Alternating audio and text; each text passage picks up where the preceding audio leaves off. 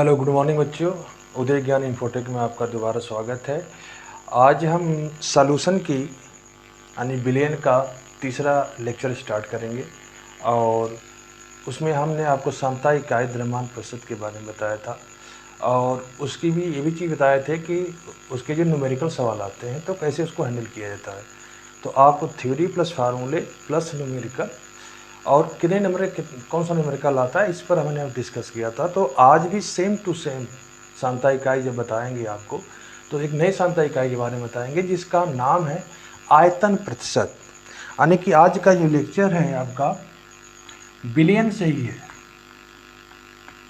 Billion का ही lecture है number 3, तीसरा आपका लेक्चर है और बिलियंस का तीसरा लेक्चर आपका है बेसिकली। और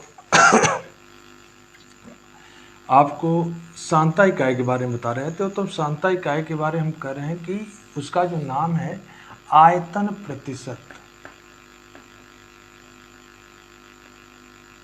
आयतन प्रतिशत और इसका जो सिंबल है V/V होता है, ऐसे डिनोट किया जाता है। बराबर इसका जो फार्मूला होता है विलेय का ml में आयतन, विलायक का ml में आयतन और गुणे 1000, ये इसका तो फार्मूला हुआ। अब हम इसके फार्मूले इसकी परिभाषा डिनोट करना चाहते हैं कि इसकी परिभाषा क्या होगी कि आयतन प्रतिशत कहते किसे हैं। आयतन प्रतिशत कहते किसे हैं, तो इसका जो परिभाषा होती है उसके बारे में हम थोड़ा फोकस करेंगे। ध्यान दीजिएगा, इसमें आपका बिलियन का आयतन नीचे है और विलेय का आयतन ऊपर है और दोनों की मात्रा ml में होती है। तो हम जब भी मैंने कहा था कि जब आयतन लेते हैं तो 100 ml लेंगे। जैसे वहाँ पर जब यहाँ W था और यहाँ ग्राम था तो हम 100 ग्राम में बता रहे थे। तो परिभाषा सेम वही है, बस उसमें जो मात्राएं हैं चेंज हो जाएंगी। आयतन में मात्रा या तो ml में कोई चीज़ नापी जाती है, या तो कोई लीटर में नापी जाती है, मिलीलीटर में नापी जाती है, या उसको आप सेंटीमीटर के क्यूब में भी नापा जाता है। तो ये जो उसके मात्रक होते हैं तो उसके मात्रक के हिसाब से अगर बात करते हैं तो यहाँ ml है तो यहाँ पर लिखेंगे 100 ml बिलियन में। इसकी परिभाषा क्या होगी, किसी 100 ml बिलियन में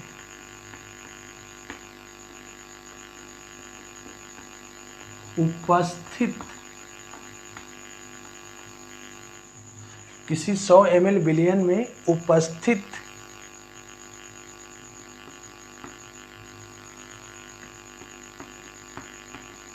विलेय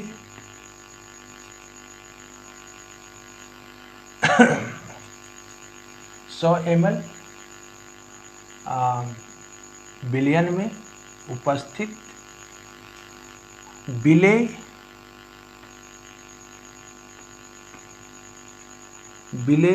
की ml में मात्रा, विलेय की ml में मात्रा, ml में आयतन लिख दीजिए, क्योंकि ml में आयतन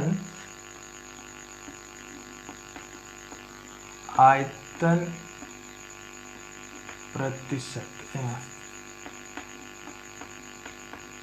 बिलियन का आयतन प्रतिशत कहलाता है। मतलब परिभाषा सेम है, उस पर परिभाषा में कोई ज़्यादा अंतर नहीं है, बस इसमें वहाँ पर ग्राम यूज करते थे, यहाँ हम ml यूज करेंगे। तो आपको सिंपल बोलेंगे कि किसी 100 ग्राम ml बिलियन में या 100 ग्राम ml आयतन के बिलियन में, ऐसे भी बोल सकते हैं। 100 ग्राम ml मतलब होता है आयतन ही होता है, क्योंकि आयतन का ये मात्रक है। तो 100 ml बिलियन में उपस्थित विलेय की ml में मात्रा या ml में आयतन भी बोल सकते हैं, या इसको मात्रा ही लिखा करिए। मात्रा बेसिकली यूज जो हम करते हैं भार के लिए होता है, तो इसको आयतन ही लिखा करिए आप, आयतन ये राइट आंसर। तो ml में आयतन बिलियन का आयतन प्रतिशत कहलाता है, और इसका ये जो है इसका फार्मूला है, ये जो इसका ये फार्मूला है। अब इस पर क्या हुआ कि ये विलेय का होगा, ये विलायक का होगा फार्मूला, ये विलेय का आयतन है, ये भी बिलियन का आयतन है। तो इस पर हम आपको बेसिकली एक एग्जाम्पल देना चाहते हैं। तो यहाँ तक जो भी आपका है उसको उतार लीजिए। आयतन इसका जैसे हम कहें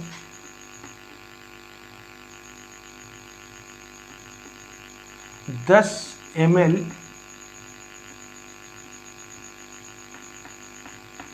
एथिल एल्कोहल,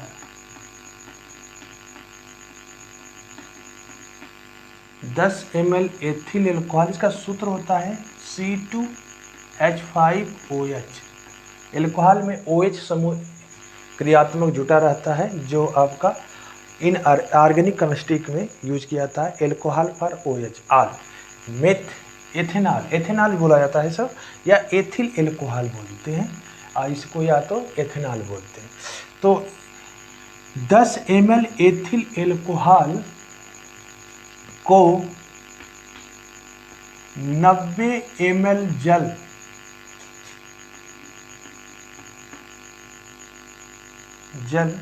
जल को बोलते हैं H2O, जल के साथ मिलाकर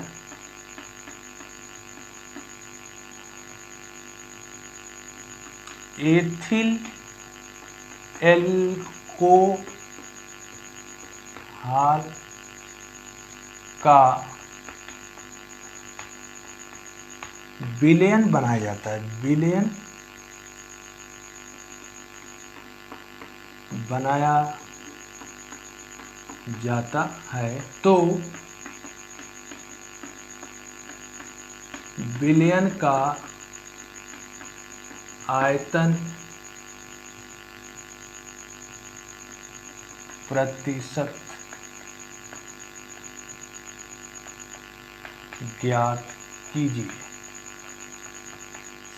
अर्थात ये सवाल है कि 10 ml एथिल एल्कोहल को 90 ml जल के साथ मिला करके एथिल एल्कोहल का विलयन बनाया जाता है, एथिल एल्कोहल का एक विलयन बनाया जाता है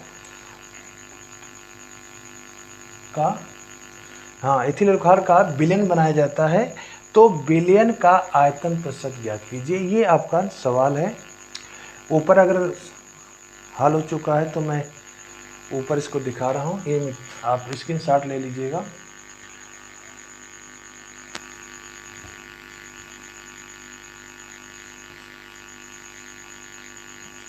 तो हमें क्या करना रहता है कि जब भी हमें आयतन प्रतिशत निकालना रहता है, तो आयतन प्रतिशत का जो फार्मूला होता है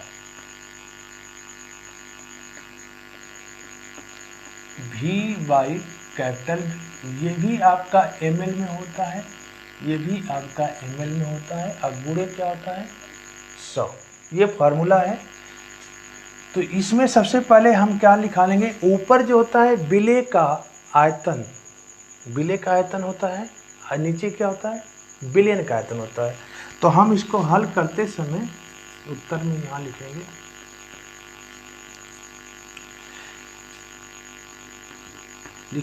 विलेय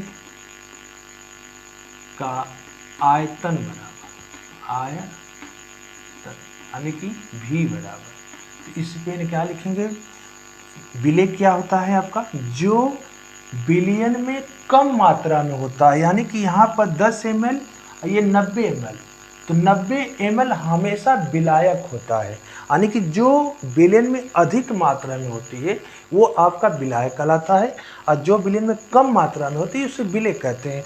तो हम अगर इसको देखा जाए तो इसमें दो चीज़ें हैं, एक एथिल अल्कोहल है और एक जल है, यानी कि दो चीज़ें आपस में मिली हैं। तो कौन सा विलेय कौन सा विलायक होगा, तो मैंने कहा था इसकी परिभाषा में, जो कम मात्रा में होते हैं उसको विलेय कहते हैं और जो ज़्यादा मात्रा में होते हैं उसको विलायक कहते हैं। तो विलेय का जो आयतन हो जाएगा 10 ml, एक चीज़ ये होगी। फिर विलायक का आयतन बराबर,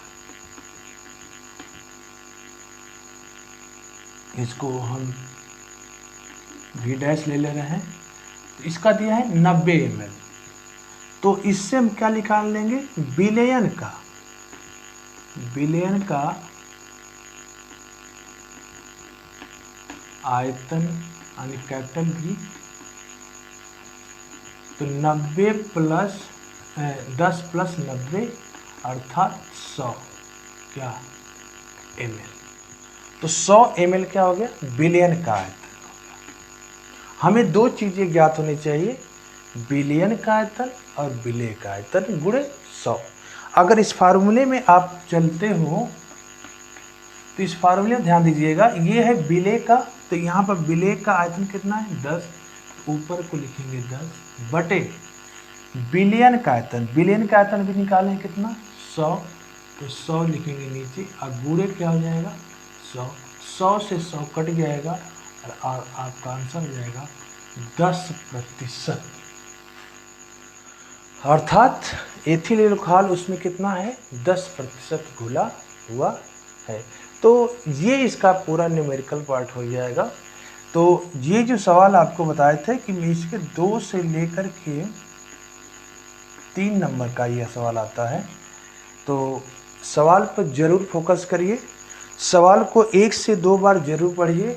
उससे पढ़ने से क्या होता है कि आपको ये क्लियर हो जाता है कि विलयन जो बनाया गया है उसमें आपका विलेय कौन सा है और कौन सा विलायक है। उसकी एक सिंपल सी पहचान होती है विलेय की कि वो विलयन के अंदर कम मात्रा में घुला होता है, और जो आपका विलायक होता है वो विलयन के अंदर अधिक मात्रा में घुला होता है, यानी कि उसकी मात्रा ज़्यादा होती है उसकी मात्रा कम होती है। बस इसे डिस्टिंग्विश करना है, यानी कि उनकी पहचान जो करनी है, डिफ्रेंशिएट करना जो है उनको, कि मात्रा को देख लो, ये मात्रा कम है तो ये विलेय का होगा, ये मात्रा ज़्यादा है तो ये विलायक का होगा। और विलयन का जो निर्माण होता है विलेय प्लस विलायक होता है।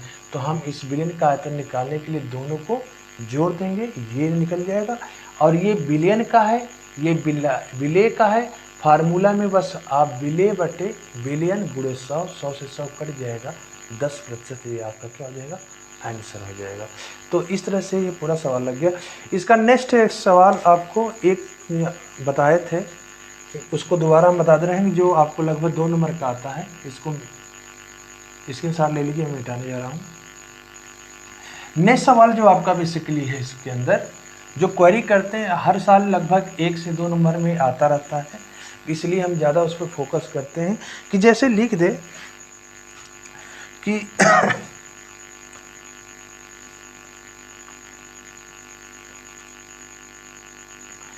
10% V/V, 10% मेथेनॉल,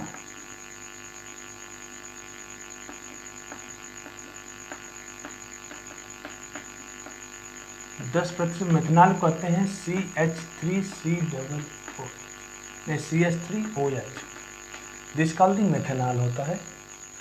तो ये मेथेनॉल है, 10% का मेथेनॉल विलयन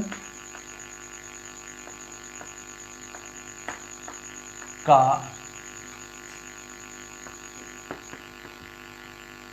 क्या तात्पर्य है,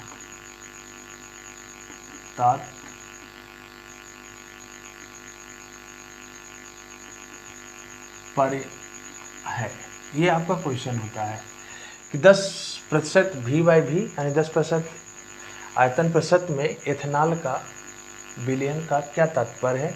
तो आप ये बताओगे कि इसका जो उत्तर आप लिखोगे सिंपल सा कि 10 ml, क्यों ध्यान दीजिए V/V लिखा है तो आप ml लिखा करिएगा, या अगर ये W/W होगा तो आप ग्राम में लिखा करिएगा। तो 10 ml मेथेनॉल, 10 ml मेथेनॉल यानी कि CH3COOH को 90 ग्राम 90 ml में, ml लिखिएगा, को 90 ml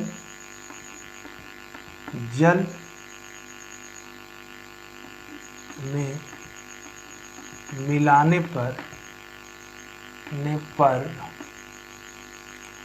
10% V/V यानी आयतन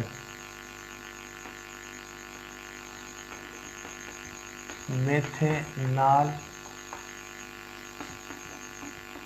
विलयन का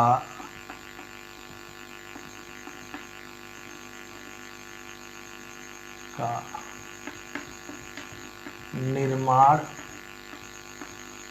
होता है। सिंपल सी बात है कि 10 ml मेथेनॉल को जब 90 ml जल में मिलाने पर 10% आयतन मेथेनॉल का क्या होता है, निर्माण होता है। एक तरीका इसका ये है, या ये कह दीजिए कि 90 ml जल में मेथेनॉल की मात्रा 10 ml है। 90 ml जल में मेथेनॉल की नहीं, 100 ml जल में 100 ml मेथेनॉल के बिलियन में 10 ml क्या है, मेथेनॉल है। बस सिंपल सी है, इसका उससे उसी तरह फार्मूला है। अगला आपको जो नेक्स्ट है आयतन की दूसरी जो इकाई, इसको उतार लीजिएगा।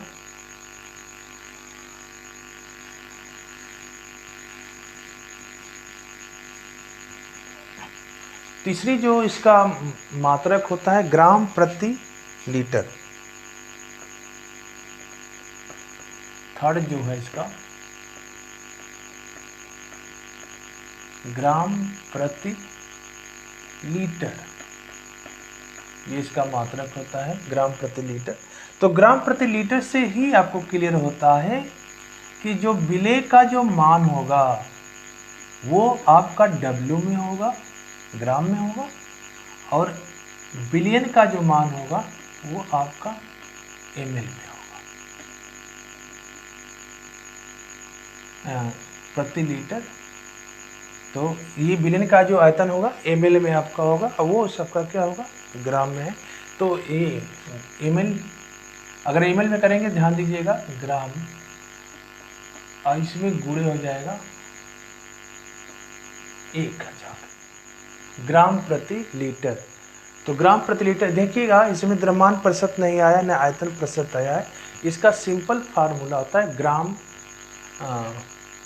ग्राम प्रति लीटर इसका मात्रक है। तो ये फार्मूला क्या कहा जाएगा, W/V। अगर इसको ml में लिखते हैं तो आपका ये फार्मूला होगा। अगर इसको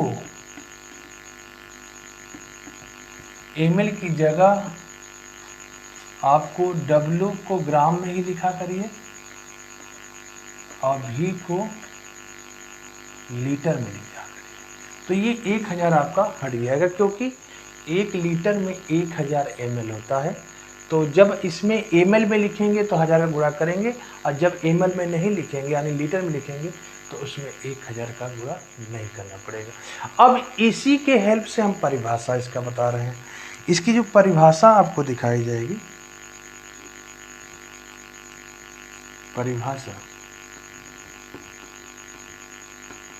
परिभाषा जो पूछी जाती है ग्राम प्रति लीटर की, तो इसकी परिभाषा होती है बेसिकली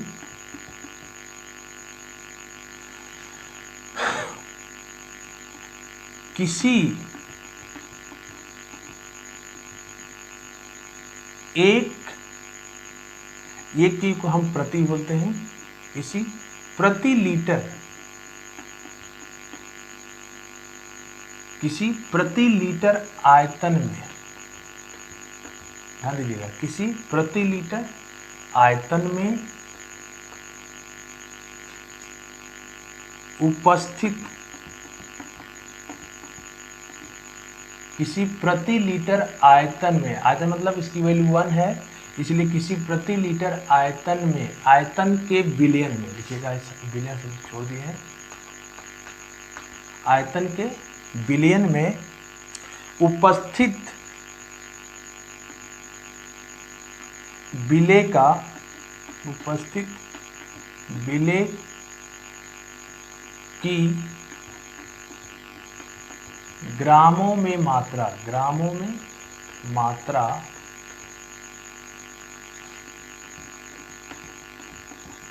बिलियन का ग्राम प्रति लीटर कहलाता है। यानी कि किसी प्रति लीटर बिलियन में, प्रति लीटर का मतलब 1 लीटर होता है, यहाँ पर आप 1 लिख दो या प्रति 1 लीटर लिख दो, तो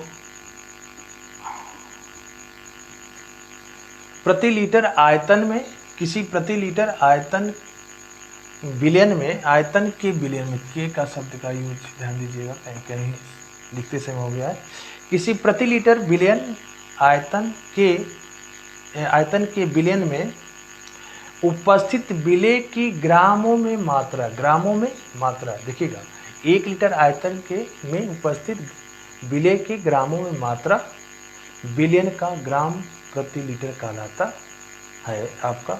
तो सेम इसी तरह इसका भी न्यूमेरिकल जब लगाएंगे आपको तो सेम ऐसा ही होगा। जैसे हमने अगर एग्जाम्पल के रूप में देखा जाए तो आप एक एग्जाम्पल ले सकते हैं, क्वेश्चन नंबर 1, इसको उतार लीजिएगा, मैं आगे ऊपर क्वेश्चन लिखना चाहता हूँ,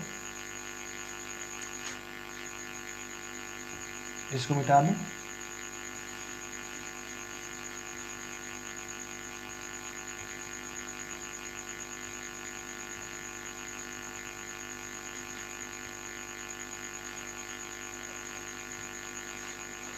तो इसका क्वेश्चन है कि क्वेश्चन नंबर मान लेते हैं कि 20 ग्राम NaCl, साधारण नमक बोल सकते हैं इसको, साधारण नमक, इसको NaCl बोला जाता है। इसका रासायनिक सूत्र क्या होता है? NaCl। प्रयास जब भी एक क्या करिए कि जब भी किसी भी आप तत्व का, पदार्थ का, किसी का नाम लिखते हैं, यौगिक का नाम लिखते हैं, तो उसका रासायनिक नाम जरूर जानिए कि इसको सोडियम क्लोराइड भी बोलते हैं, और रासायनिक सूत्र इसको भी आपको जानना जरूरी है, क्योंकि रासायनिक सूत्र जो होता है बेसिकली आपको कई मैटरों में फ़ायदा रहता है। जैसे इसका अणुभार निकालना रहेगा तो आप आसानी से निकाल लो, क्योंकि पता होना चाहिए कि उसमें कौन कौन से एलिमेंट मिलकर बना है। तो साधारण नमक का होता है NaCl, सोडियम क्लोराइड होता है। करा कि 20 ग्राम साधारण नमक यानी कि सोडियम क्लोराइड को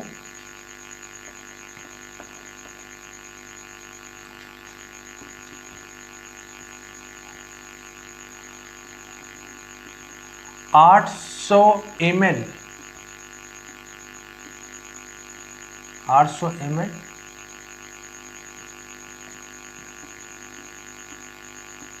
आयतन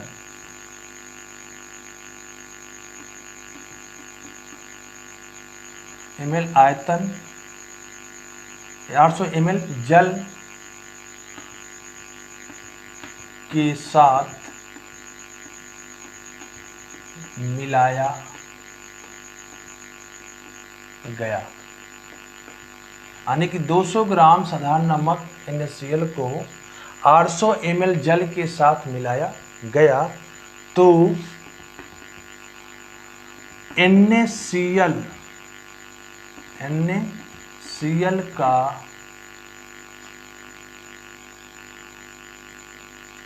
ग्राम प्रति लीटर में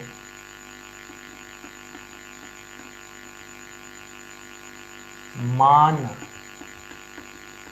ज्ञात कीजिए।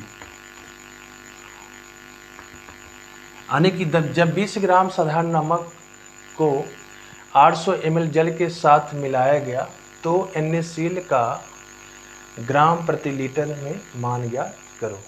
तो सिंपल सा बात है कि उस विलयन में NaCl का ग्राम प्रति लीटर मान क्या होगा। तो हमने कहा कि इसका जो फार्मूला होता है कि ग्राम प्रति लीटर किसका, NaCl का पूछ रहा है। तो इसका सिंपल सा फार्मूला, इसका उत्तर लिखेंगे आप कि इसमें होता है W/V। अगर ये ml में होता है तो गुणा किसका करते हैं, 1000 का, और हमारा ये ml में दिया है इसीलिए इसमें 1000 गुणा किए हैं। अगर ये लीटर में देता तो 1000 गुणा करने की जरूरत नहीं रहती। तो इसका अगला टर्म क्या है, W, हम W ज्ञात करेंगे। तो ये विलेय की मान है, विलेय का जो मान है आपका, तो हम पहले लिख दे रहे हैं विलेय की मात्रा बराबर, तो आपका हो जाएगा 20 ग्राम, और विलयन का आयतन बराबर, तो लिखेंगे 800 ml। ये दो चीज़ें क्लियर हो गई। तो आप बस यहाँ पर 20 लिखिएगा और यहाँ पर 800 लिखिएगा, और गुणे यहाँ पर क्या करेंगे 1000, क्योंकि जब ml में मात्रा होती है तो 1000 गुणा कर लेते हैं। तो आपका 2 0 से 2 0 ये कट गया,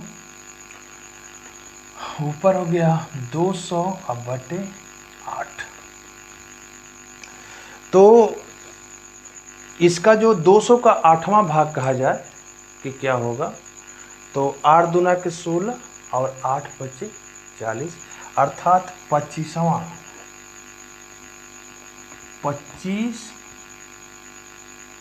ग्राम प्रति लीटर, ये इसका आंसर होगा। 25 ग्राम प्रति लीटर माने 1 लीटर में, ध्यान दीजिएगा, 1 लीटर में इसका जो मान है कितना है आपका, 25 ग्राम है। अगर 1 लीटर में उसका मान 25 ग्राम है तो कहाँ गया, 1 लीटर में 25 ग्राम है, तो इसका मतलब 800 में कितना हो जाएगा इसकी वैल्यू। तो उसी के रिस्पेक्ट में ये जो आपका 25 ग्राम है 1 लीटर में, तो 8 का मतलब होता है कि ये 5 ग्राम की जो वैल्यू है आपकी, जो 5 ग्राम की वैल्यू है उसके 200 ग्राम के बराबर होगी। क्यों, क्योंकि 1 लीटर में होता है 1000, ध्यान दीजिएगा, 1 लीटर में होता है 1000 ml, और इसकी जो मान दिया है 25 ग्राम, कितना दिया है 25 ग्राम। अब मुझे इसको किसी तक क्या बनाना है, 8, इसको बनाना है 800 ml। 800 ml में जब इसमें इतना है तो इसमें क्या होगा, 25 बटे 1000 गुणे 800, 2 0 से 2 0 कट गया, और 5 दूना के 10, 5 25, 2 चौको 8, 4 25 20, अर्थात 20 ग्राम राइट आंसर है। तो वही है कि 1 लीटर में आपका 25 ग्राम है, तो 800 ml में आपका कितना ग्राम होगा, 5 को कम कर दीजिएगा, अर्थात 20 ग्राम। सिंपल इसका उत्तर है। तो ये जो आपका जो तरीका है आपका लगाने का, ये इसका न्यूमेरिकल हो गया पार्ट, इसको आप उतार सकते हैं।